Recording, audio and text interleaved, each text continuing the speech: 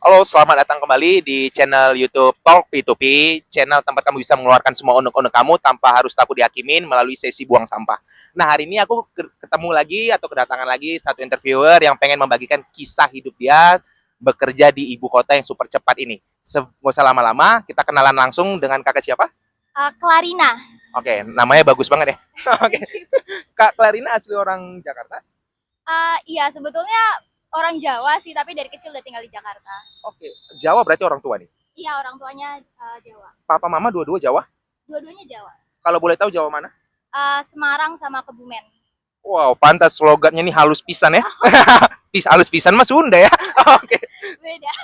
Tapi by the way, Kak Clarina udah lama berarti dari lahir besarnya memang di Jakarta. Dari TK di sini. Oke, berarti sempat tinggal di. Sempat pindah-pindah sih waktu kecil, tapi nggak terlalu ingat. Oke, emang papa kegiatannya apa dulu? Dulu kayak sales di perusahaan medis gitu, jadi sempat pindah dari beberapa kota di luar Jawa juga. Menarik juga kisah kamu. Tapi sebelumnya kakak anak keberapa nih? Aku anak tunggal. Gimana sih kesannya jadi anak tunggal? Ada suka dukanya sih sebetulnya. Sukanya atau mungkin dari dukanya dulu kali ya, yang orang-orang lebih familiar, sepi pasti Oke. karena nggak ada teman berantem atau teman curhat yang sepantaran gitu. Oke. Tapi kalau sukanya sih menurutku, aku jadi bisa punya hubungan yang deket sama orang tua sih, terutama sama mamaku gitu. Malah mamaku yang kerasa kayak temen aku sendiri gitu. Dan selain bisa punya hubungan yang deket karena aku anak tunggal, aku ngerasa punya perspektif yang lebih dalam gitu terhadap kayak emosi orang tua aku atau kayak kebiasaan orang tua aku, karena jadi sedekat itu hubungannya. Wah, kamu yang ngomong aku yang tersentuh ya. Tapi sebelumnya nih, ketika kamu bilang kamu bisa punya perspektif yang jadi dekat sama orang tua, kamu ngerasain punya bonding yang mungkin sama mama luar biasa bagusnya. Tapi pernah ngerasain nggak sih capek jadi anak tunggal yang kayak semua-semua kan jadi harus serba kamu. Kalau kamu punya adik, mungkin tugasnya bisa dibagi ke adik atau tanggungannya bisa dibagi ke adik kamu. Tapi ini karena ketika kamu sendiri kan semua otomatis bakal kamu nih. Tulang punggungnya mungkin di kamu. Pernah sih ngerasain hal yang nggak enak atau punya pengalaman yang enak tentang hal tersebut? Pernah sih pastinya, kayak namanya keluarga kan pasti kadang ada konflik, ada perbedaan pendapat gitu ya. Mungkin kalau misalkan yang punya saudara, mereka bisa saling cerita, bisa saling berbagi perspektif gitu kan atau pengalaman. Tapi karena aku nggak ada, jadi ya udah aku cuma sama aku sendiri aja gitu kan. Aku nggak mungkin curhat ke mama atau ke papa aku gitu. Mungkin kendalanya buat aku sih di situ. Tapi di sisi lain, untungnya aku punya media buat aku menyalurkan gitu kan, kayak perasaan aku atau pikiran aku gitu. Jadi itu membantu sih. Biasanya media yang kamu gunakan media apa nih? Apakah sosial media atau Aku suka nulis kayak di jurnal gitu atau kayak bikin tulisan random atau puisi gitu biasanya. oke, kenapa nggak diseriusin? Lumayan Uh, hobi jadi uang kan? Mungkin belum terlalu percaya diri untuk share, dan sebetulnya tuh lebih ke buat aku bantu memahami diri aku sendiri sama regulate emosi aja sih. Jadi belum pernah kepikiran sejauh itu. Berarti kamu orangnya cukup detail ya. Kayak kamu kenal perasaan kamu sebenarnya bagaimana, kamu sebenarnya tahu juga diri kamu sebenarnya seperti apa, karena kan semuanya tertuang dalam tulisan yang bisa kamu baca setiap harinya. Masih belajar juga sih sebetulnya, tapi so far yang cara yang efektif buat aku itu. Tapi kalau aku boleh tahu kamu lulusan mana nih? Aku lulusan UI, Wow, fakultas psikologi. anak psikologi. Iya. Kenapa tertarik untuk kuliah di fakultas psikologi? Karena tertarik buat belajar soal manusia aja, klise sih sebetulnya. Uh, Ya adalah satu hal yang, maksudnya beberapa pengalaman gitu waktu aku kecil yang bikin aku pengen untuk bisa paham manusia lebih jauh gitu, dan menurut aku salah satu jurusan yang bisa ngebantu aku untuk belajar itu jurusan psikologi.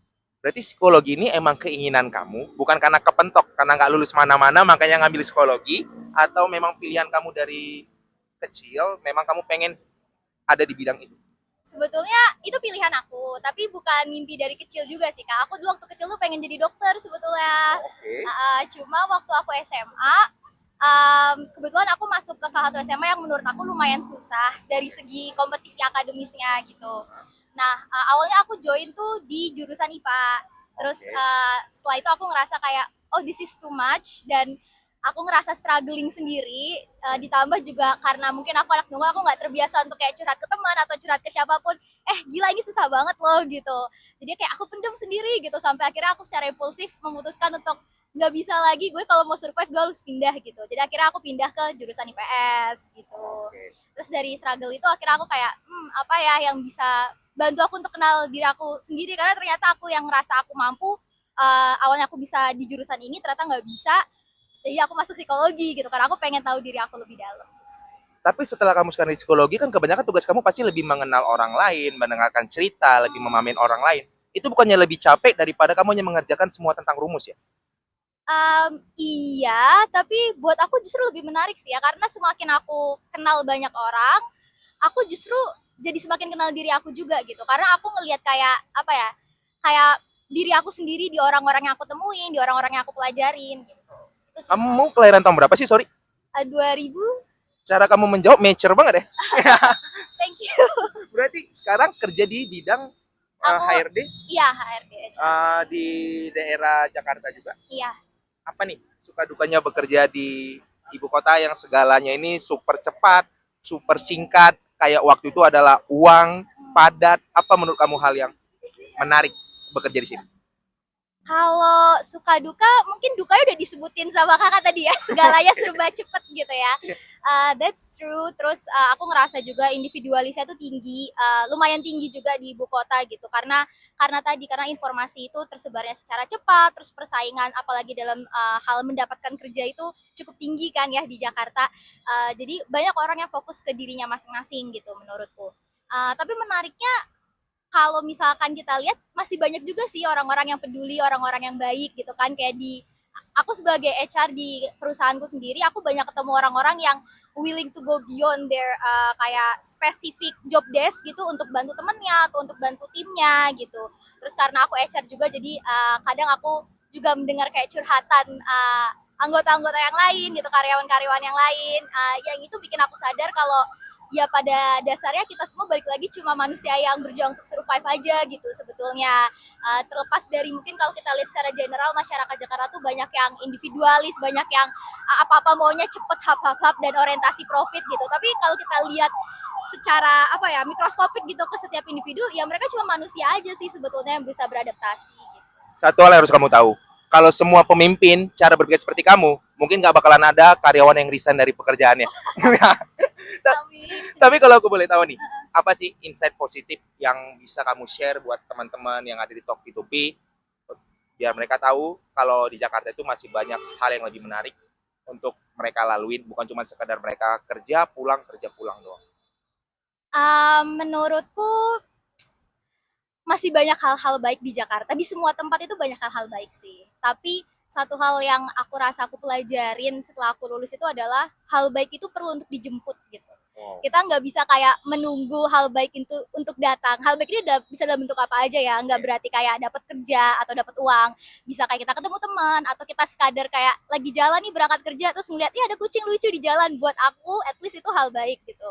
Tapi hal-hal baik itu perlu untuk dijemput. Dijemput itu bisa sesederhana kita mau nggak paying attention ke hal-hal yang awalnya mungkin kita abaikan gitu. Kayak misalkan kita lagi cuma sekedar jalan, contoh yang kucing tadi gitu kan. Kalau kita terlalu fokus, aduh kerjaan gue nanti ini, gue ada deadline ini, ya kita nggak akan bisa lihat gitu di sekitar kita ada apa. Tapi kalau misalkan kita take a time to mungkin napas sebentar, terus bener-bener perhatiin sekitar, kita bisa kok nemuin, lucu ya kucingnya, jadi lebih bersemangat sedikit gitu. Itu yang aku maksud dari menjemput tadi. Kamu tuh luar biasa banget. Dari semua yang kamu bilang tadi, aku aja bisa gampang memahami. Harapannya kamu tetap jadi orang yang seperti ini ya. Tetap jadi orang yang rendah hati, bisa menginspirasi banyak orang lagi. Ya harapannya posisi yang kamu dapetin sekarang itu berperan penting juga untuk banyak orang. Semoga kamu bisa jadi orang yang jauh lebih baik lagi, jauh lebih berhasil lagi. Amin. Nah, sama ada satu pertanyaan terakhir nih. Tahu nggak kasus demo yang ada di Pati? Tahu. Apa pendapat kamu tentang hal tersebut? Berat tiba-tiba pertanyaannya.